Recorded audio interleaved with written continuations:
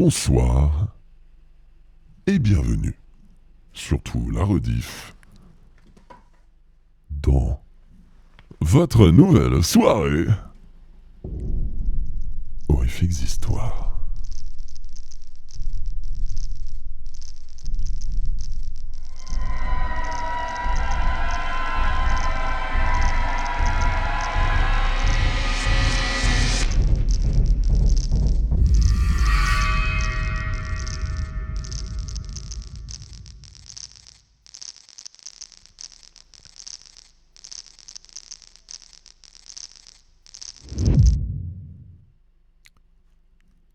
Et ce soir, Azathoth, une nouvelle de Serge Rollet.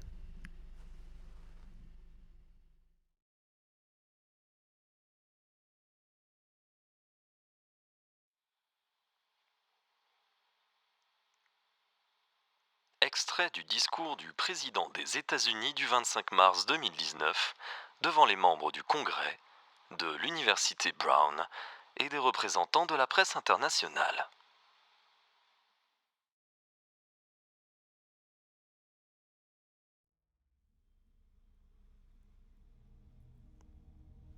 Nous avons donc décidé de doter notre nation d'un instrument exceptionnel, unique au monde.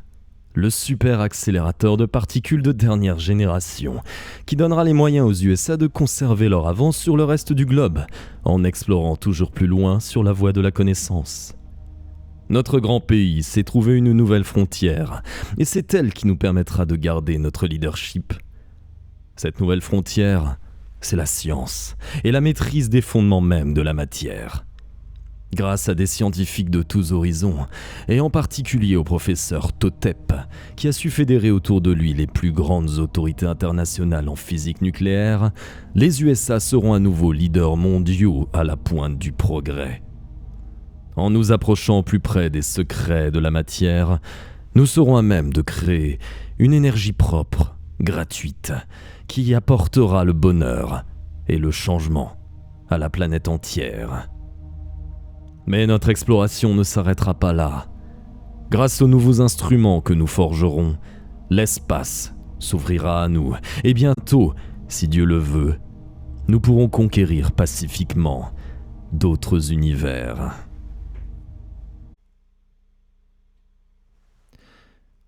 Tu te souviens de Kate Connor ? Bien sûr. Comment je pourrais oublier cette fille ? J'ai partagé sa vie pendant 1 an à la fac de Rhode Island. Mais je vois pas le rapport avec l'accélérateur de particules.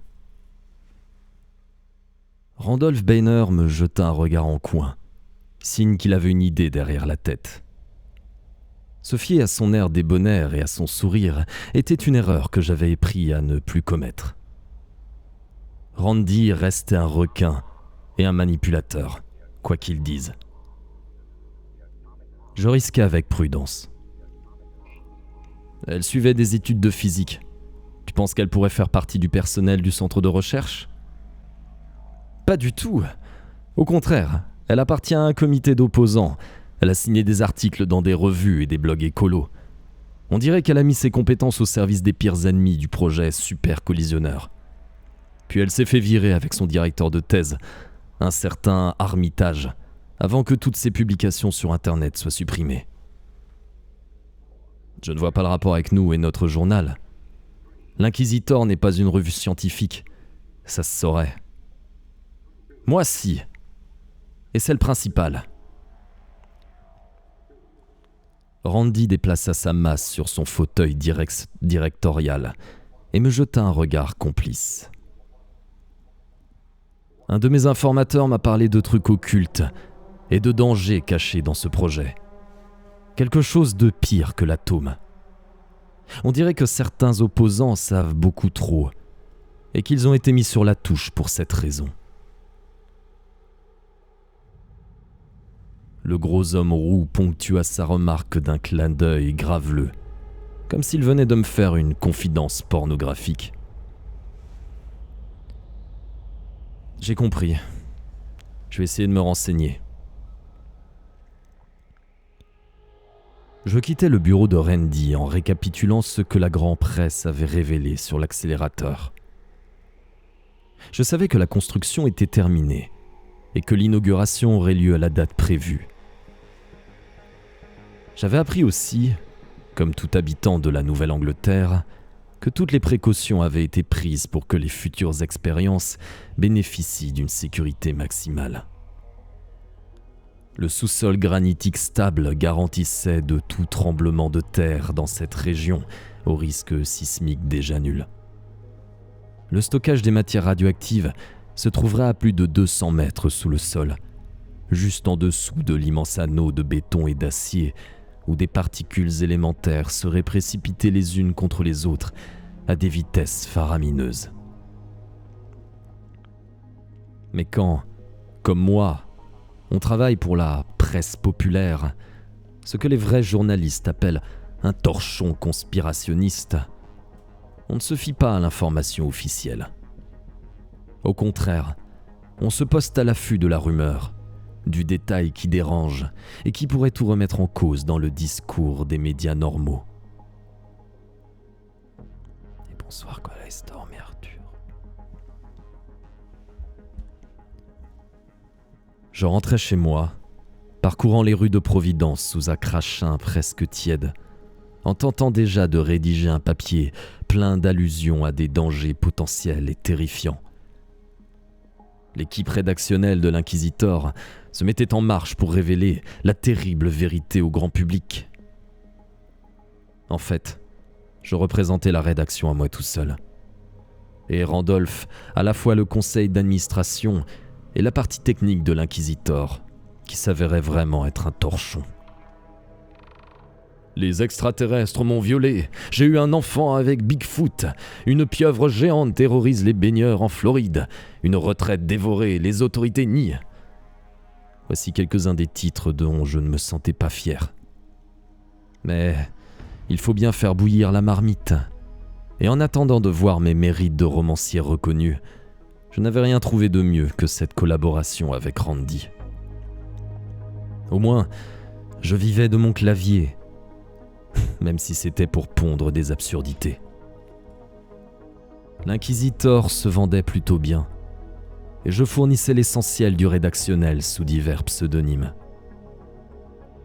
Randy se chargeait des abonnements et de la publicité qui alimentait la version papier.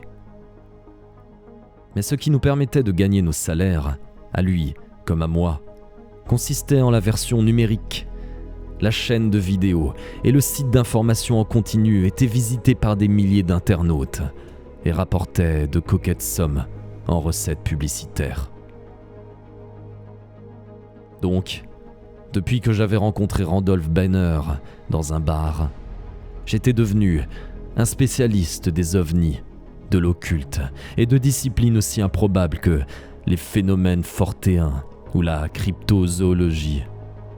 Et je rédigeais à la chaîne des articles sensationnalistes sous des noms d'emprunt fantaisistes. Le reste du temps, je le consacrais à l'écriture de mon deuxième roman qui, je dois l'avouer, n'avançait pas vite.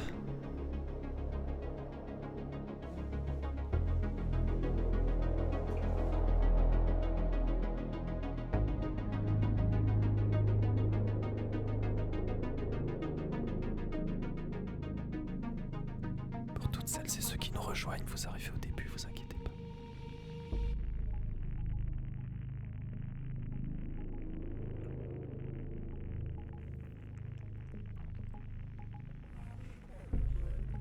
Arrivé dans mon 2 pièces minable, je retrouvais mon ordinateur qui m'attendait comme un animal patient, les dernières lignes de mon manuscrit clignotant sur l'écran. Je stagnais, en panne, incapable d'aligner 3 mots valables. L'inspiration me fuyait et ma muse restait aux abonnés absents. J'éteignis cet écran déprimant et me mis en quête d'un vieux carnet où j'avais noté mes anciens numéros de téléphone. À notre époque hyper connectée, je continuais à me fier au bon vieux papier pour conserver certaines informations. Je retrouvais les coordonnées de Kate et composais les chiffres sans trop d'espoir. Depuis 3 ans que je n'avais pas reçu de nouvelles, Je supposais qu'elle avait changé plusieurs fois de téléphone. Aussi, je fus surpris de reconnaître sa voix au bout de la 3e sonnerie.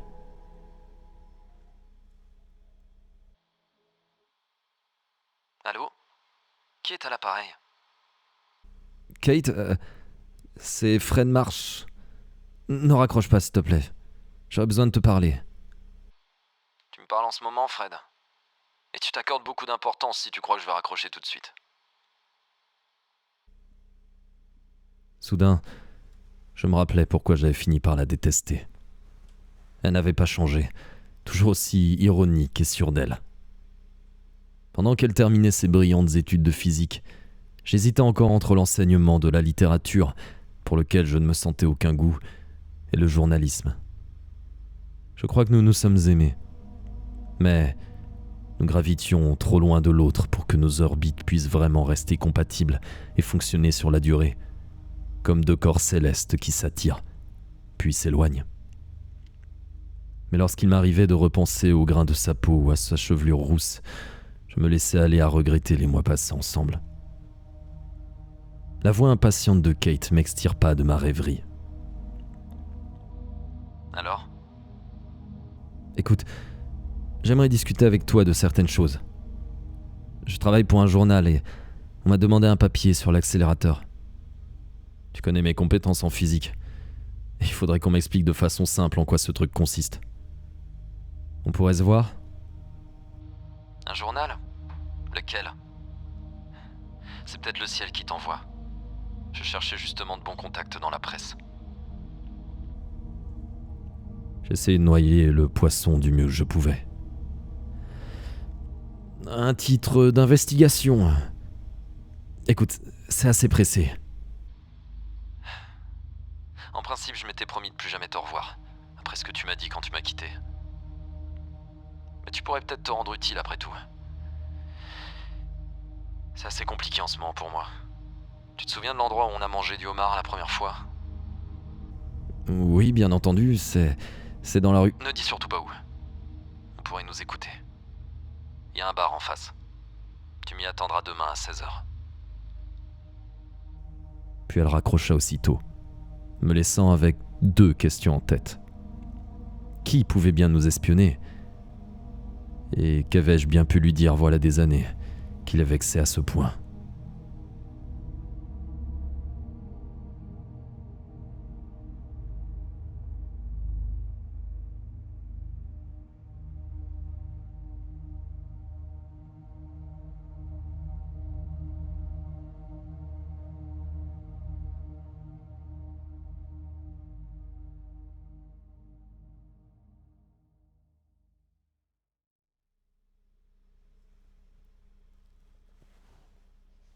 Le restaurant de fruits de mer où j'avais emmené Kate pour un de nos premiers rendez-vous n'existait plus.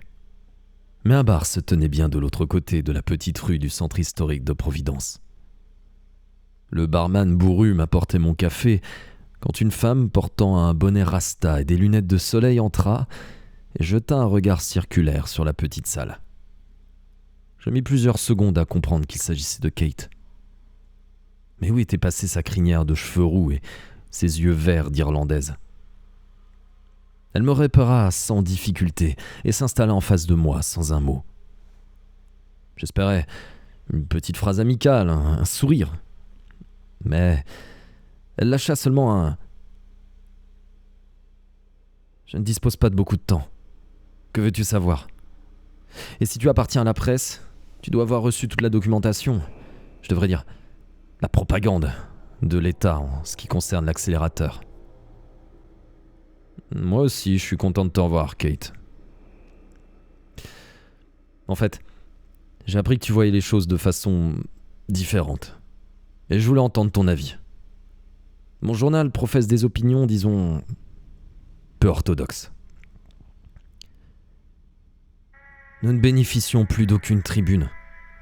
Alors je suppose que nous ne devons pas être regardants sur ton journal. Une partie des physiciens de l'université est opposée à ce projet, mais est considérée comme un groupe de dissidents, de rétrogrades. On nous a proposé de participer, mais nous avons refusé. Et depuis, on nous a inscrits sur la liste noire. Elle s'interrompit pendant que le barman lui apportait d'autorité un café. J'en profitais pour l'observer. Elle restait semblable à la jeune femme que j'avais connue autrefois, mais en moins rayonnante. Elle ne portait pas le moindre maquillage et son visage trahissait une sorte d'épuisement nerveux, comme si elle n'avait pas dormi depuis des jours. Ses lèvres, si pleines, s'incurvaient vers le bas et de fines rides plissaient son front. Lorsqu'elle retira enfin ses lunettes teintées, je reconnus ses yeux, mais pas l'expression qui les habitait du temps de nos études. Ce jour-là, les deux émeraudes reflétaient la lassitude et la peur. « Kate, t'as des ennuis ?» Elle secoua la tête, rageuse. « Rien qui te concerne. Mais si ton journal veut bien publier ce que nous avons à dire, tu pourras m'aider. Au fait, tu ne m'as toujours pas indiqué pour quel titre tu travailles. En fait, il s'agit de l'Inquisitor. Soufflai-je, pas très fier. Quoi ? Ce ramassis de blagues ? Ce catalogue d'absurdités qui a affirmé que les pyramides d'Égypte sont la pointe d'un vaisseau spatial extraterrestre enfoui sous le désert ? Ne me dis pas que tu travailles avec ces fous furieux. C'est moi qui rédige la plupart de ces articles. Faut bien vivre. Bon sang, je n'y crois pas. Et tes ambitions, toi qui voulais écrire des romans, qui voulais devenir le nouvel Hemingway. Tu sais, la vie oblige parfois à des concessions. Mais je veux t'aider, c'est sûr. Kate me regarda un long moment. Et dans ses yeux, je lus le doute et l'espoir. Et peut-être aussi un fond de tendresse. En un geste surprenant, elle prit ma main sur la table et me dit : « Alors, je vais essayer de t'expliquer. Quand le président a annoncé la création du grand accélérateur et le budget qui irait au centre de recherche qui en dépend, tout le monde a été ravi, surtout le professeur Armitage, dont je suis l'assistante et qui a dirigé ma thèse. Mais il a vite déchanté. Le lobby de scientifiques mis en place par les autorités a écarté les chercheurs de notre université au profit de l'équipe constituée par Totep. » Quel drôle de nom. Qui est ce type ? Earl A. Totep. Il vient d'Égypte, mais il a été formé dans les plus grandes écoles du monde. Oxford, Yale, MIT. Il est bardé de diplômes. Mais elle fit mine de frissonner. Je n'ai jamais rencontré d'homme plus flippant. Et vous lui reprochez quoi, à part d'avoir évincé vos savants pour les remplacer par les siens ? C'est déjà pas mal. Mais à mesure que les dossiers avançaient, nous avons constaté des faits troublants et des irrégularités. Soit ils frôlent le génie et personne n'a rien compris à la physique avant eux, soit il s'agit de charlatans. Allons, ils doivent être contrôlés par les autorités. Détrompe-toi. Dès son élection, le président a veillé à ce que le projet reste entièrement entre ses mains. Aucun contrôle, aucune contestation possible. Il demeure le seul à décider et les premiers essais commencent demain. Quoi ? Mais l'inauguration officielle est prévue pour dans 3 mois, en février. C'est ce que disent les médias.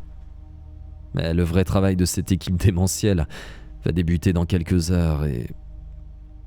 Elle leva soudain les yeux quand 2 hommes entrèrent par le bar. Le premier était petit, avec le teint jaunâtre d'un hépatique. Quant au second, imaginez Jabba le Hutt revêtu d'une doudoune noire et coiffé d'un chapeau trop petit. Ils lorgnèrent autour d'eux comme s'ils cherchaient quelqu'un. À leur vue, Kate se ratatina, remit ses lunettes noires et me souffla.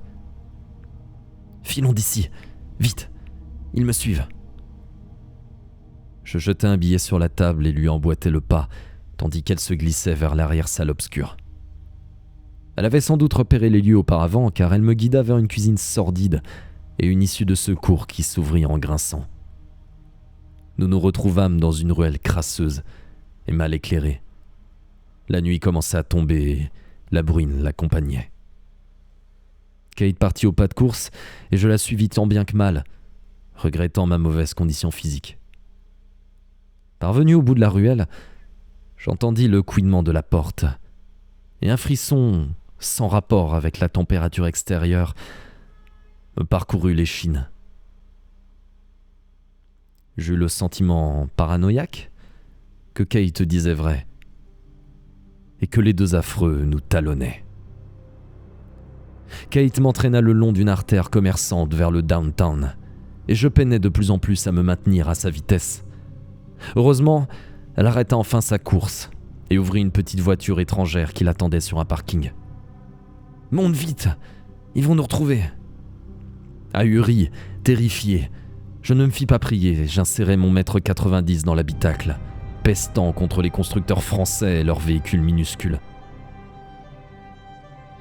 En conductrice habituée au changement de vitesse manuel, Kate prit la direction de Federal Hill pendant que je récupérais mon souffle.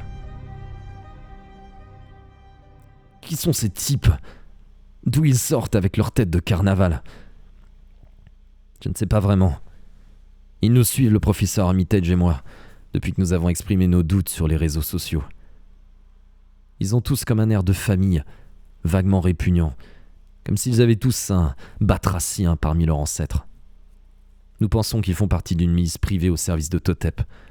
D'après ce que nous savons, ils ont intimidé tous les opposants au projet d'accélérateur de particules. Il faut prévenir la police, le FBI. Comme d'habitude, tu ne m'écoutes pas. La police laisse agir. C'est le président en personne qui couvre les manigances de Totep. Allons, si tu m'expliquais. Et d'abord, où nous emmènes-tu ? Avec quelques amis de l'université, le professeur Armitage s'est réfugié dans un endroit qu'il pense sûr. Notre groupe d'opposants a été muselé dans la presse, sur les réseaux sociaux, les services présidentiels ont réprimé toute contestation. Nous avons été exclus de nos laboratoires dès que nous avons évoqué les risques des expériences qu'ils veulent tenter avec l'accélérateur géant. Nous cherchons juste à alerter l'opinion. Et tu es le seul journaliste que je connaisse. Elle me jeta un œil désabusé. Même si ton journal est une caricature, et que je ne te sais pas capable de mobiliser les foules, il faut avertir les gens des dangers qu'ils courent. Je me retins pour ne pas riposter, car elle reprenait la parole. Au départ, le projet paraissait sain. Un physicien ne va pas se plaindre si on lui procure un instrument aussi extraordinaire pour explorer la matière. Le grand public était ravi aussi. Le site allait fournir des emplois à tout l'État dans le cadre du plan de relance économique national. Tandis qu'elle parlait en conduisant, l'air concentré, je regardais notre itinéraire. Nous sortions de Providence, maintenant recouvert par la nuit noire, prenant une autoroute, puis une autre, toujours en direction de la côte. Par moments, je me contorsionnais tant bien que mal sur mon siège étroit pour vérifier si nous n'étions pas suivis par les deux sbires de Totep. Mais comment deviner si les phares nébuleux qui m'éblouissaient appartenaient à des poursuivants ? Comme hypnotisé par le balai grinçant des essuie-glaces, Kate reprit son monologue d'une voix épuisée. Au départ, on nous a promis monts et merveilles, à Armitage et moi. Des chaires prestigieuses et de l'argent, des labos flambant neufs si nous intégrions l'équipe de Totep. Mais à mesure que nous découvrions la nature de ses recherches, nous nous sommes méfiés de lui et de ses assistants. J'ai rencontré plusieurs fois cet homme, et il m'a laissé une impression étrange. Son aspect est particulier, mais ce sont surtout les idées qu'il exprime qui me troublent. Ça reste difficile à expliquer, Mais il parle avec une telle assurance, capable de se montrer très séduisant dans la conversation. Il est passionnant quand il évoque la physique fondamentale. Mais en même temps, ses conceptions se révèlent si paradoxales qu'on dirait parfois avoir davantage affaire à un mystique ou à un alchimiste de l'ancien temps qu'à un physicien du XXIe siècle. Je regardais son profil tendu et, tout en me demandant comment j'avais fait pour larguer une fille aussi séduisante, je remarquais. Tu le sais, pour moi, la physique reste de l'alchimie ou de l'hébreu même. Et si tu m'expliquais avec des mots simples? C'est presque impossible sans utiliser des équations. Quand on touche au fondement de la matière, les mots s'avèrent impuissants. Les particules qu'on évoque sont des métaphores pour l'énergie et inversement. Tout est virtuel. Mais en même temps, ces chiffres et ces signes représentent la réalité ultime. Et Totep, qu'est-ce qu'il en dit? Il semble tenir à l'idée qu'en déployant suffisamment d'énergie pour précipiter des éléments les uns contre les autres, on arriverait à changer la nature de la matière pour ouvrir des portes entre les univers. Je croyais qu'il n'existait qu'un seul univers et que les mondes parallèles n'étaient qu'un truc de science-fiction. Et c'est quoi cette expression « changer la nature » ? Les mondes parallèles sont une abstraction mathématique, une manière élégante de résoudre des paradoxes apparents.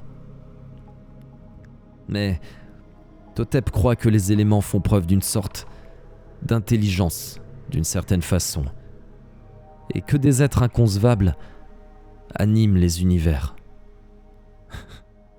Bon sang, je me demande si l'Inquisitor ne tient pas un scoop avec cette histoire. C'est encore plus dingue que les articles que je ponds d'habitude. Ne ris pas, Fred. Si ce n'était que des délires d'occultistes, le président n'aurait pas alloué des millions de dollars à l'accélérateur. Il ne s'intéresserait pas autant aux résultats futurs non plus. Ça m'étonnerait que le président y connaisse plus que moi en recherche fondamentale, ni même en quoi que ce soit d'ailleurs. Il semble encore étonné d'avoir été élu. Nous avons gardé un contact parmi les techniciens de l'accélérateur. Selon lui, les premiers essais auront lieu demain. Et d'après le professeur Armitage, les résultats de ce test pourraient se montrer désastreux. Kate paraissait vraiment angoissée à cette idée. Je ruminais le sens de ses paroles tout en observant la nuit autour de nous. Notre petite voiture roulait seule sur une route étroite maintenant. Après avoir quitté la voie rapide, nous avions traversé des bois et des collines sauvages pour nous retrouver en plein milieu de la Nouvelle-Angleterre rurale, loin de Providence, des néons et de la modernité. « Où nous emmènes-tu » demandai-je. Armitage m'a envoyé un SMS ce matin. Nous avons rendez-vous dans un village abandonné sur la côte. Notre cheval de Troie au centre de recherche doit nous y rejoindre aussi. Nous déciderons alors de la stratégie à employer pour tenter d'empêcher les premiers essais. Vous êtes cinglés. L'accélérateur est plus surveillé que Fort Knox. On ne fera pas 3 pas avant de se faire flinguer par les gardes. Pas question que je prenne cet endroit d'assaut. Rassure-toi, Armitage et moi sommes connus, et notre contact est censé nous remettre des accréditations pour franchir les postes de sécurité. Mais avant ça, Armitage veut t'expliquer pourquoi nous nous opposons au projet. Je restais silencieux, dubitatif. Tout allait trop vite pour moi. En 24 heures, j'étais passé du statut de journaliste minable à celui d'homme d'action, un genre d'agent secret parti en guerre pour arrêter les méchants. Sauf que je ne parvenais pas à comprendre les enjeux de la situation et que je commençais à crever de trouille.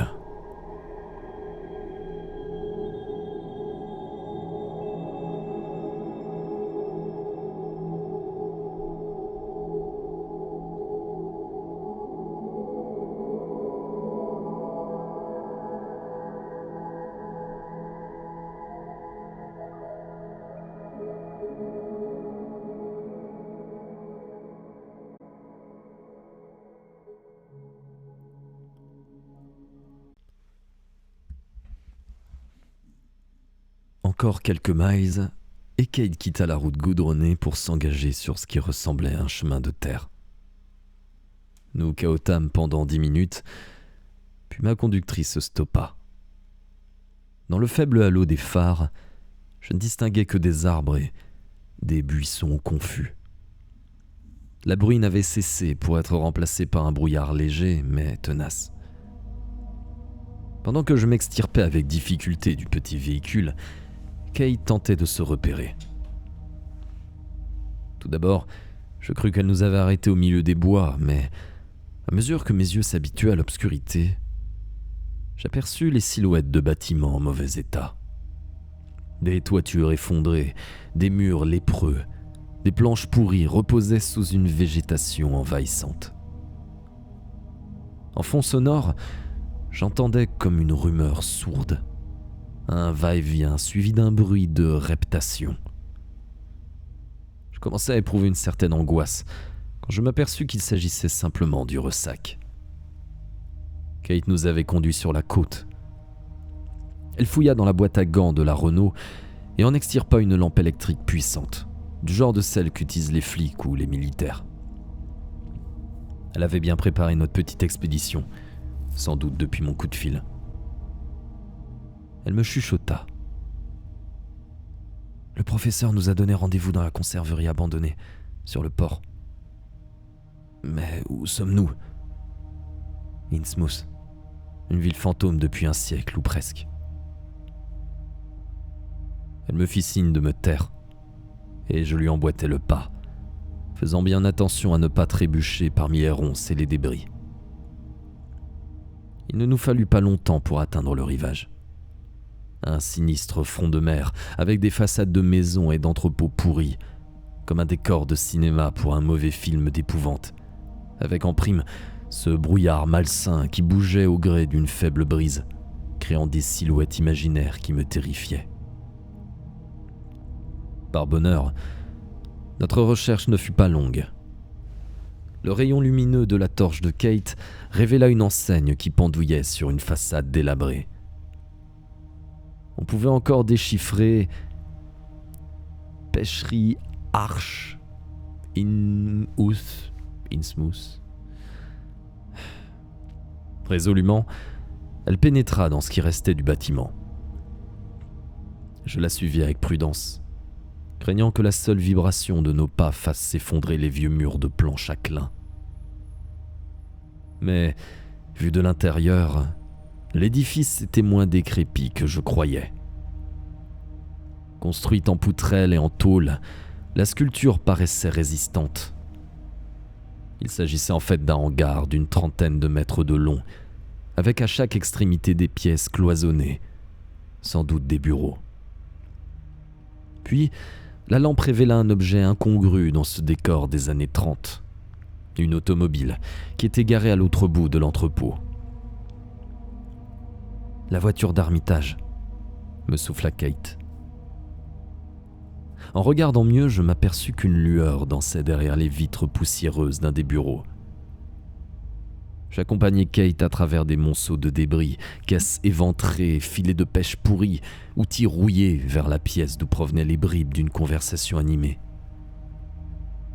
Ma compagne frappa à une porte vermoulue, et les voix se tuent. « Professeur, c'est moi Kate. Je suis accompagné de mon ami journaliste. » La porte s'ouvrit, et nous entrâmes dans un bureau éclairé par une lampe à gaz qui sifflait comme un vieil asthmatique. Autour d'une table à tréteaux couverte de papier et de plans, 2 personnes nous dévisageaient. « Fred, je te présente le professeur Armitage et Graham Foley, notre contact au sein du centre de recherche. Messieurs, Fred est le seul journaliste que j'ai réussi à recruter. » Je lui jetai un regard furieux, prêt à répliquer que si elle me trouvait si minable, elle n'avait qu'à s'adresser au New York Times, au lieu de me traîner dans une expédition au bord de la mer en novembre. Mais le professeur me tendit la main et la serra avec chaleur. « Je suis si heureux de recevoir un peu de soutien, jeune homme. » Je l'observai un moment, n'osant pas lui avouer que mon journal ne touchait qu'une audience très limitée et de marginaux. Armitage était râblé et bedonnant. Il ressemblait un peu à l'idée qu'on se fait du grand-père idéal, ou bien du Père Noël dans un téléfilm. Yeux bleus pétillants derrière des petites lunettes rondes, barbe blanche et ride du sourire. Mais sa poignée de main était ferme, son regard hardi, et j'aurais parié qu'il était beaucoup plus jeune et vigoureux qu'il ne le paraissait. Pardon. Vous devez vous demander pourquoi je vous ai donné rendez-vous dans cet endroit et en quoi consiste notre démarche. J'allais lui répondre quand, en habitué des conférences, il enchaîna. Innsmouth me semble être un des lieux liés au projet de Totep. Je pense qu'une expérience du même genre a été tentée voilà un peu moins d'1 siècle. Mais à l'époque, elle a été arrêtée in extremis par le gouvernement. Or aujourd'hui, j'ai bien peur que les mêmes autorités de ce pays accomplissent tout le contraire, en favorisant des projets monstrueux. De plus, nous sommes à quelques miles du grand accélérateur. Je profitais d'un bref silence pour interrompre le flot de paroles. En réalité, je ne sais pas grand-chose de ce qui se manigance, hormis ce que la presse en dit et ce que Kate m'a vaguement raconté. Pourquoi vous êtes si opposé à ce projet ? Je vais vous expliquer. Au départ, l'idée de construire un gigantesque centre de recherche sur la physique fondamentale était légitime. Le fait que les scientifiques habituels aient été écartés d'emblée, au profit d'une équipe de parfaits inconnus, nous a mis la puce à l'oreille, à moi et à quelques confrères. Alors, nous avons voulu comprendre quels étaient les objectifs réels de ces chercheurs. Et nous sommes vite aperçus qu'ils poursuivaient un but bien éloigné de la science telle que nous pouvons la concevoir. Grâce à notre ami Graham, qui joue le rôle d'espion au sein du groupe de Totep, nous avons recueilli des informations extraordinaires et inquiétantes. Je regardais l'intéressé qui n'avait pas prononcé un mot depuis notre arrivée. Pâle et maigre, il ressemblait à un petit fonctionnaire timide, ce qu'il était sans doute au sein du centre de recherche. Le genre de gars qu'on ne remarque pas, effacé et discret. Sauf que ce soir, il transpirait à grosses gouttes et qu'il semblait avant tout désireux de se trouver ailleurs que dans ce hangar parcouru de courants d'air. Il prit la parole, à contre-cœur. Oui, je ne suis qu'un rouage dans l'organisation du complexe, mais j'ai accès à toutes sortes d'informations. Et à un moment donné, je me suis senti obligé de les communiquer au professeur Armitage. Et je vous en remercie, Graham.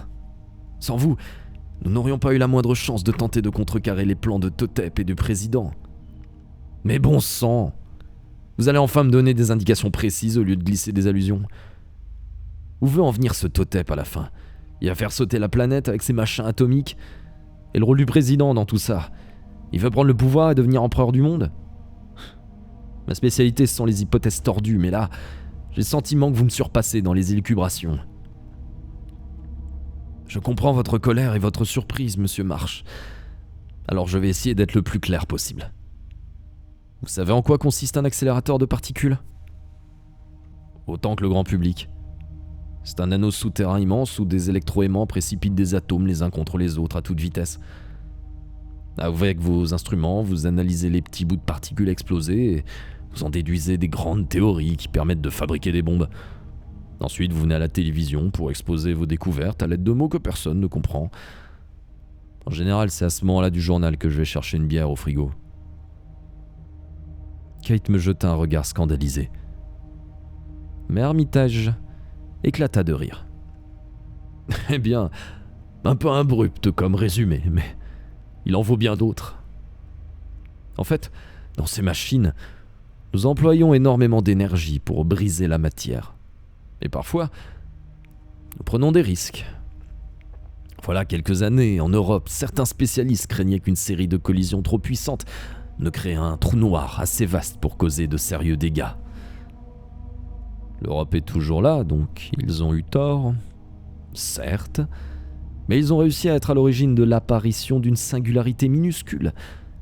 Un bébé trou noir, si vous préférez. La chose n'a duré que quelques millièmes de seconde et mesuré moins d'1 micron. Mais elle a néanmoins existé.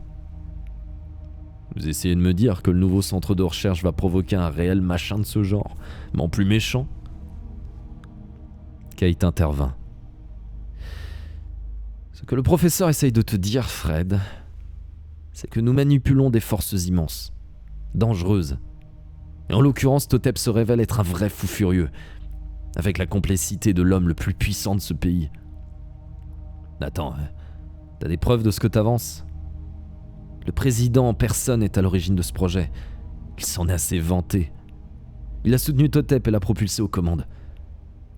Quand nous avons commencé à émettre des doutes, ce sont les services gouvernementaux qui ont tenté de nous intimider.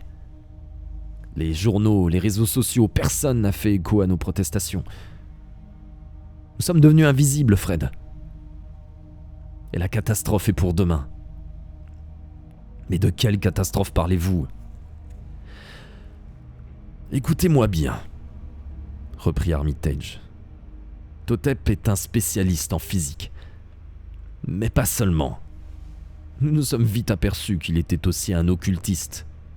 Sinon, pourquoi aurait-il exigé du président de se faire offrir des livres mystiques dont l'existence même constitue un blasphème?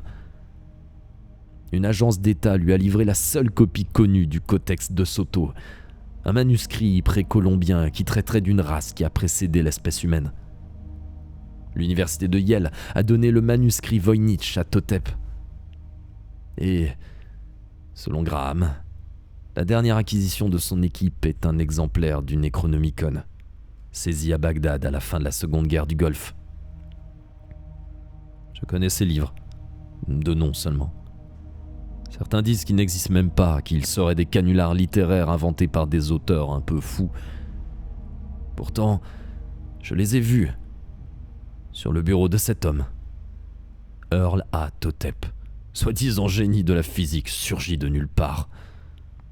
Un individu convaincant, au charisme puissant, un séducteur, pourrait-on dire.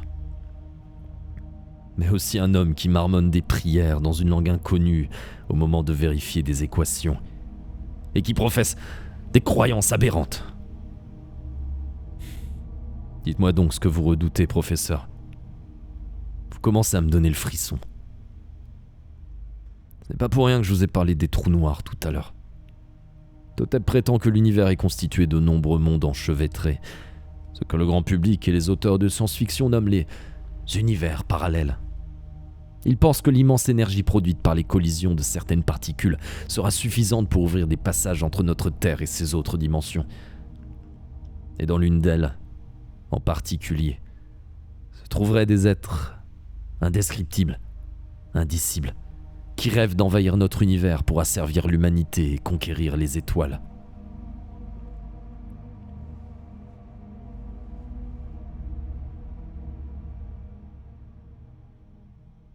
J'allais exprimer mon effarement devant ces assertions quand je jetai un œil sur Graham Foley.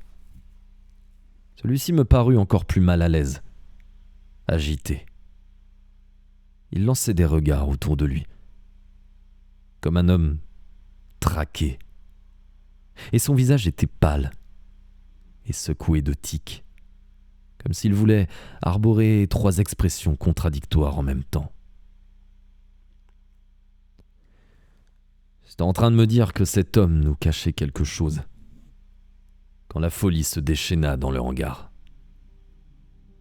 Une lumière blanche et puissante jaillit par tous les trous des planches disjointes, illuminant le moindre détail de la scène, comme un éclair permanent, comme des spots sur un plateau de cinéma. En même temps, un vacarme intense retentit, remplaçant le lancinant murmure du ressac au loin. Des rugissements de moteurs poussés à fond, hurlements de voix autoritaires et en fond sonore, le martèlement rythmique caractéristique des pales d'hélicoptères. Avant même que nous ayons pu réaliser quoi que ce soit, la porte branlante du petit local où nous nous tenions fut arrachée de ses gonds, et des silhouettes casquées, vêtues de noir, nous sautaient dessus.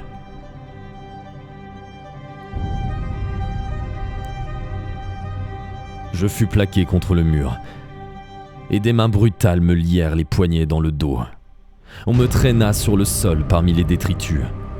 Je crois bien que je hurlais des mots incohérents à cause de la panique et du choc nerveux à ceux qui me malmenaient.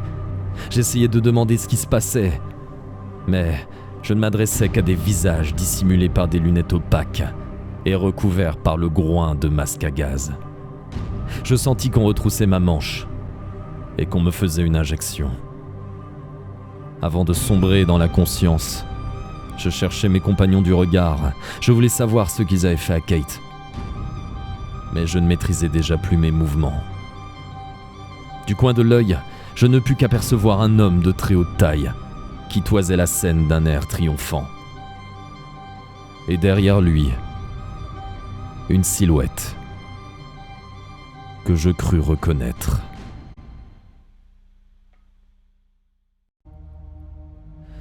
Se réveiller avec une gueule de bois n'est jamais agréable.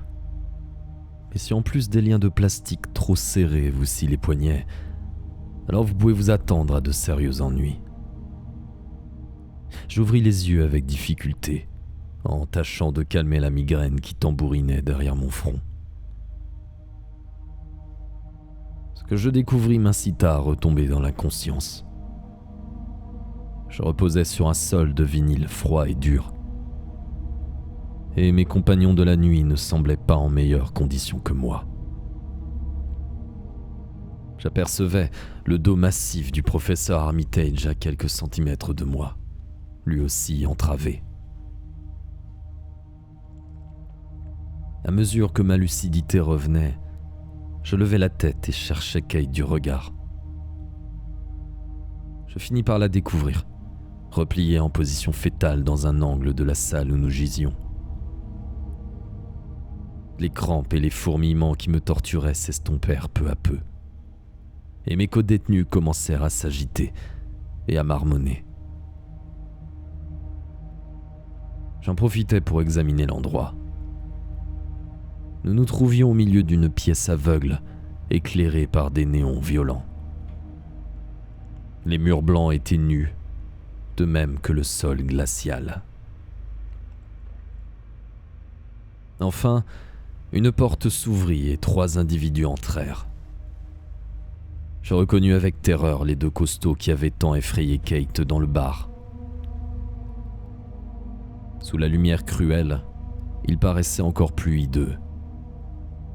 Teint pâle, tirant sur le gris vert, menton absent, surmonté d'une bouche presque sans lèvres, des yeux globuleux. Ils auraient pu être 2 frères affligés de la même tare génétique leur donnant l'aspect de poissons.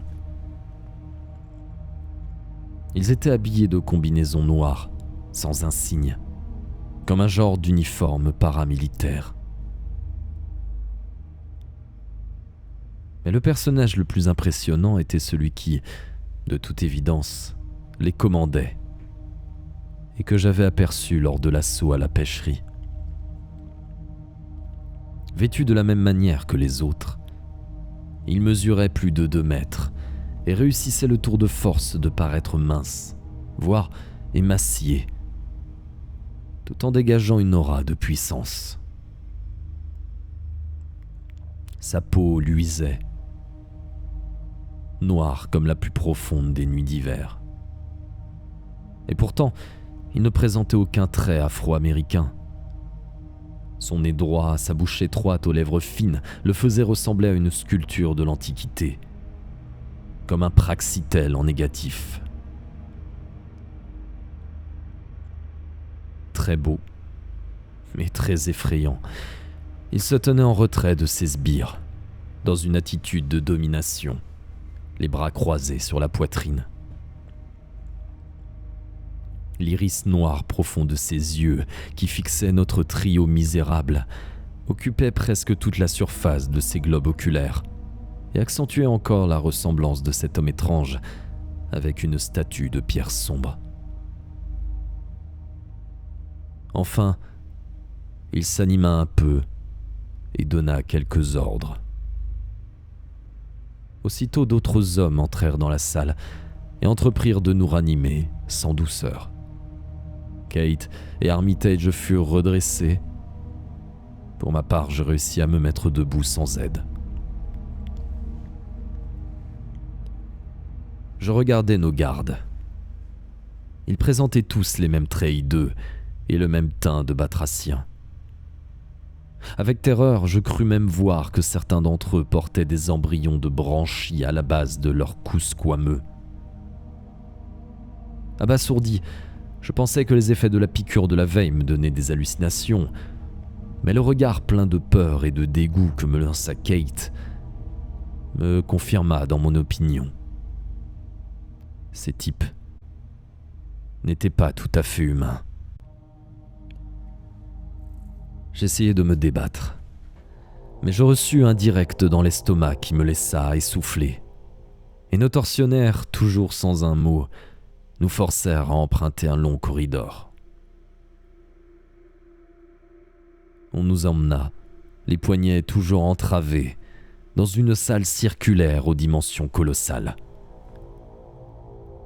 Je compris tout de suite que nous nous trouvions dans le centre de recherche, au-dessus de l'anneau de l'accélérateur de particules. L'endroit ressemblait à la salle de lancement de la navette spatiale. La foule en moins. Partout, des écrans clignotaient, transmettant de mystérieuses informations. Des consoles en cercle autour d'un vaste emplacement vide, en contrebas, dessinent une arène attendant les combattants. Nos gardiens muets nous forcèrent à nous agenouiller au milieu de cet espace et nous libérèrent de nos liens. Pendant de longues minutes, nous attendîmes. Et bonsoir, Kayla. En chuchotant, nous pûmes échanger quelques mots. Cet homme noir tout à l'heure, c'était Hotep ? Demandai-je. Lui-même, souffla Armitage. Kate tremblait, en état de choc. Que va-t-il nous faire ? Nous enlever comme ça, c'est illégal. J'ai envie de lui dire que, à partir d'un certain niveau de pouvoir et d'ambition, la notion de l'égalité devenait toute relative. Mais surtout, je désirais la prendre dans mes bras pour la rassurer, même si j'étais moi-même terrorisé. Notre attente me parut interminable. Puis enfin, d'autres hommes en noir apparurent, tous présentant le même faciès répugnant, et tous silencieux. Ne nous prêtant aucune attention, ils s'assirent aux consoles, devant les écrans, et commencèrent de mystérieuses manipulations. Bientôt, je ressentis une vibration dans le sol, un tremblement souterrain qui se transmettait de la plante des pieds au cuir chevelu, ébranlant les nerfs. Une sourde rumeur s'éleva, comme un grondement ténu. Kate et Armitage échangèrent un regard terrifié, et je devinais que l'expérience allait bientôt débuter, quelle qu'elle soit en réalité. J'imaginais, loin sous la surface, d'énormes machines se préparant à délivrer des quantités d'énergie formidables, dans le but, si Armitage avait raison, de détruire le monde tel que nous le connaissons.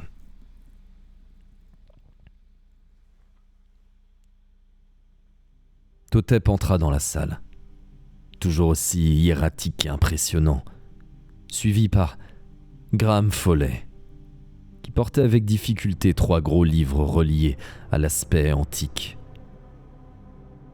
3 acolytes à tête de poisson apportèrent autant de lutrins de bois ouvragés qu'ils déposèrent au bord de l'estrade nous dominant. Ensuite, ils allumèrent des braseros odorants, et bientôt, des arômes étranges envahirent les lieux. Ce mélange de cérémonial ancien et de haute technologie me parut grotesque, incongru, comme un ordinateur sur l'autel d'une église. Quand les yeux noirs de Totep tombèrent sur notre petit groupe misérable, un demi-sourire sans joie étira ses lèvres. Il prit la parole et sa voix retentit, conforme à son physique, grave, froide et dépourvue d'humanité. Professeur, Miss Connor, vous allez devenir les témoins et les acteurs du plus formidable événement de toute l'histoire. Vous auriez pu vous allier à moi quand je vous l'ai proposé, mais vous avez essayé de contrecarrer mes projets. Quant à vous, le minable Piscopie, vous n'êtes qu'un échantillon dérisoire de cette humanité qui va disparaître, de la nourriture, ou au mieux, un esclave. Votre ami Graham Follet, lui, a compris où se trouve son intérêt. Il vous a trompé, certes, mais il connaîtra une vie longue et pleine de plaisirs inimaginables à mon service. À ces mots, Follet grimaça et sembla se recroqueviller derrière son pupitre. Qui sait ce que Totep lui avait promis pour qu'il trahisse ses alliés? Alors commença le moment le plus délirant de mon existence. Je ne saurais jamais ce qui s'est réellement produit et ce que mon esprit a imaginé sous l'influence probable de la drogue qu'il nous avait injectée. Aujourd'hui encore, il m'arrive de me réveiller en criant, parce qu'un détail me revint en tête et rôde jusqu'à la lisière de mon cerveau. Mais souvent, cette bribe de souvenirs s'estompe et je préfère cet oubli miséricordieux. Je crois aussi, mais est-ce un délire de mon imagination, qu'un nouvel acteur apparut derrière Totep. Un homme massif, dont l'allure et surtout la chevelure improbable étaient reconnaissables dans le monde entier.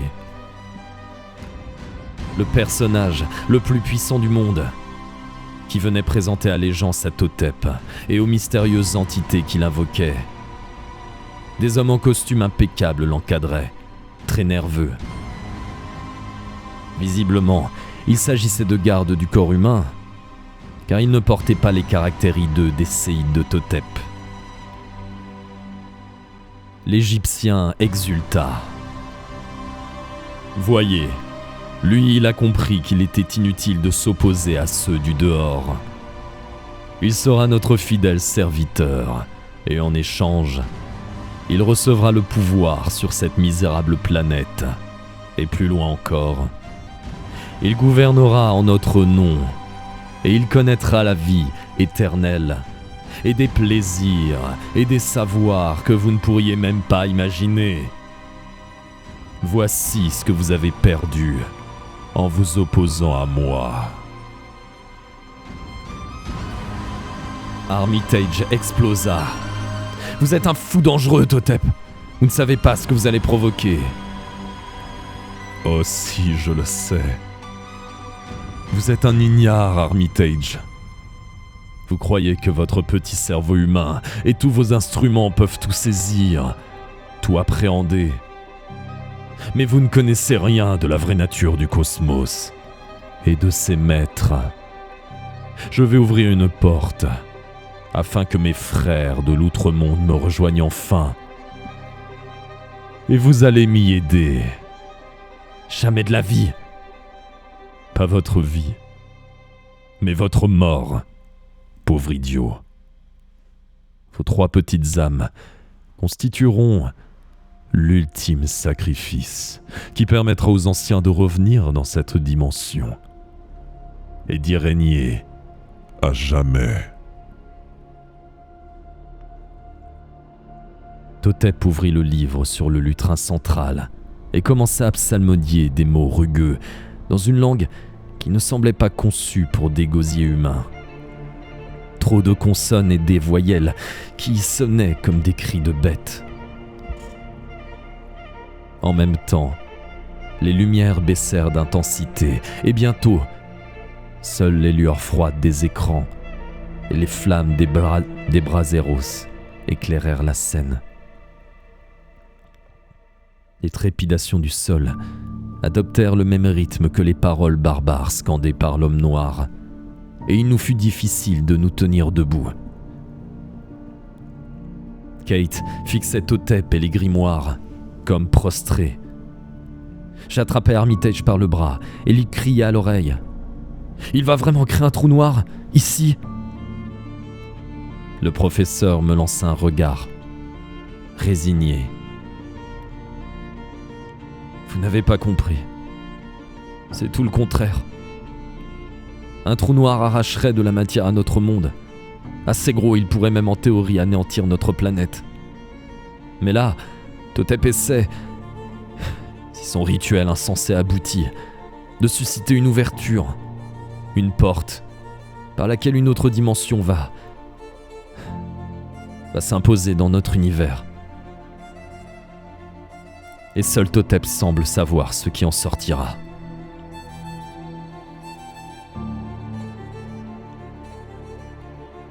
À ce moment, les vibrations du sol cessèrent, alors qu'un long mugissement quasi organique retentissait de nulle part. Au-dessus de nous, une sphère d'énergie apparut, comme de la foudre en boule.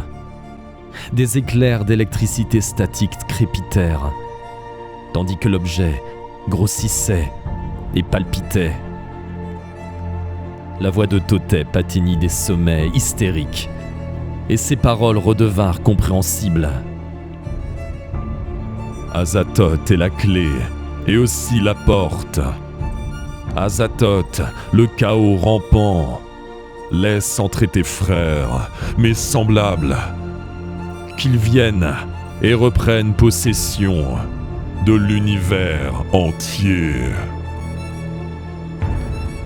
La haute silhouette de Totep grandit, s'étira dans des proportions inhumaines, tandis que ses cris grotesques se répercutaient encore et encore.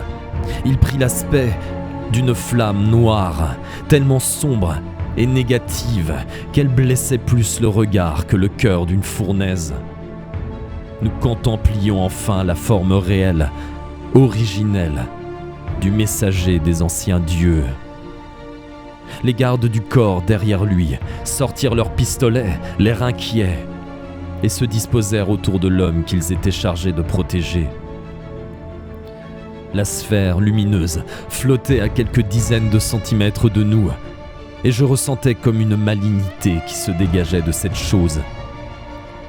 J'eus l'intuition qu'il ne s'agissait pas seulement d'un phénomène physique, comme une boule de plasma, mais bel et bien d'un être conscient qui m'observait avec des intentions féroces. Je saisis la main de Kate et tentai de l'entraîner vers les marches menant à l'estrade où s'agitait Totep transfiguré. La sphère grossit encore et la pression atmosphérique sembla augmenter d'un coup. Je devins sourd pendant quelques secondes, tant la pression de l'air sur mes tympans s'accumulait. Armitage était fasciné par la scène. Je crois bien qu'à ce moment-là, sa curiosité de scientifique surmontait la terreur.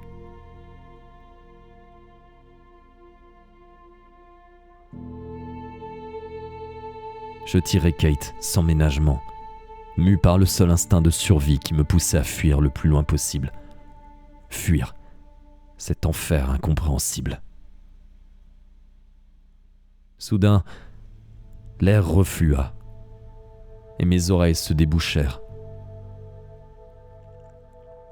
Un abominable beuglement retentit, émanant de la chose que Totep avait nommée Azathoth.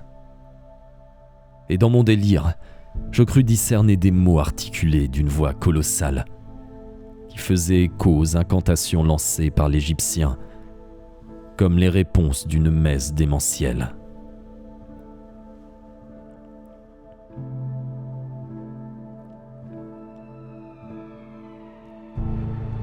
Je vécus les derniers instants dans une fièvre délirante. Tandis que la boule d'énergie consciente grossissait encore, j'aperçus les gardes du corps qui faisaient feu, tout en obligeant leur employeur à les suivre vers la sortie. Je vis Armitage, hypnotisé par la curiosité, tendre la main vers Azathoth. Et je vis son corps exploser en centaines de débris sanguinolents, avant d'être avalé par la chose. Je me souviens d'avoir regardé par-dessus mon épaule en arrivant près de la colonne de feu négatif qu'était devenue Totep, et d'avoir jeté un bref regard vers la porte menant à un univers d'aberration. J'y vis le passé, des mondes dominés par des entités si cruelles et indifférentes que des centaines d'espèces intelligentes avaient été annihilées pour leur simple distraction. Je découvris aussi l'avenir de la Terre et du système solaire, sous le joug de dieux incompréhensibles et destructeurs, affamés de jouissances inconcevables. J'entreaperçus une humanité avilie, réduite en esclavage, sous la conduite de dirigeants désignés par des entités cosmiques, voués au chaos. En quelques secondes, mon esprit vacilla devant des visions indicibles, mais la réalité de l'instant revint me heurter de plein fouet. Après avoir absorbé les débris sanguinolents du corps d'Armitage, la porte entre les mondes grossit encore. Je sentis une attention malveillante se focaliser sur moi, tandis que ma volonté de survivre luttait contre la folie. Incapable de fuir, je regardais Kate, qui paraissait prostrée aux pieds de Totep. Je la vis soudain se redresser et me crier quelque chose. Tétanisé par l'approche de la sphère d'énergie pure, je me contentais de tomber à genoux, priant presque pour que mon anéantissement ne soit pas trop douloureux. Alors, Kate bondit, ses cheveux se détachant comme une flamme rousse sur la noirceur absolue du feu sombre de Totep, et se précipita vers les lutrins abandonnés. Déterminée, elle attrapa l'énorme livre du centre et le souleva avec peine. Le nom de l'ouvrage me revint en tête. Le Necronomicon. Elle brandit le lourd grimoire à bout de bras, et à ce moment je sentis que l'attention d'Azathoth se détournait de moi. La boule miroitante plana doucement vers Kate, et je ressentis physiquement, dans le moindre de mes os et de mes muscles, une décharge de haine et de peur vibrante. La jeune femme semblait elle aussi transfigurée, hors d'elle, animée par une volonté supérieure. Paraissant avoir oublié toute crainte, elle s'approcha de l'entité, parcourue de spasmes et de frissons, et se jeta à travers elle, en étreignant le livre maudit.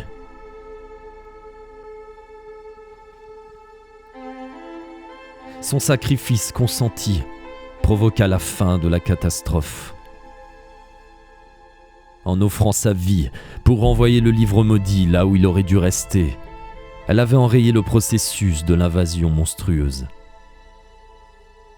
En une intuition fulgurante, je compris que le Necronomicon était partie intégrante de la porte entre les mondes, que les incantations qu'il contenait formaient un guide et un aimant pour les divinités hostiles qui se pressent sur le seuil de notre univers.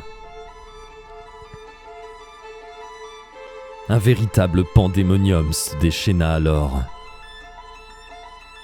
À nouveau, l'air subit une surpression intense qui fit saigner mes tympans et me rendit sourd pour 2 jours. Ensuite, Azathoth s'effondra sur lui-même, emportant tout sur son passage. Comme lorsque la cabine d'un avion se dépressurise brusquement, l'atmosphère s'engouffra dans la faille entre les dimensions. Les écrans, les sièges, tous les objets qui n'étaient pas fixés semblèrent dotés d'une vie propre et volèrent vers le vide absolu et abyssal qui occupait la place de la sphère. Les corps, hurlants des séides batraciens de Totep, suivirent le même chemin. Animé par un instinct primaire, je m'accrochai à une balustrade, persuadé que j'allais mourir ou, pire encore, passer dans un autre univers de terreur où mon esprit serait emprisonné à jamais. Je vis les murs de la salle se fissurer et je ressentis les vibrations du sol qui s'ouvrait sous moi. Je compris alors que toute la centrale était sur le point de se disloquer.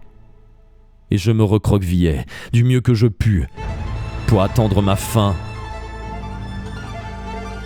Heureusement, la quantité d'horreur que peut supporter un esprit est limitée. Et je perdis connaissance au moment où je vis Totep prendre encore une autre forme. Celle sans doute qu'il possède dans l'autre monde et qui est trop hideuse pour que j'en tente la description. Et ce juste avant qu'il ne rejoigne le grand vide.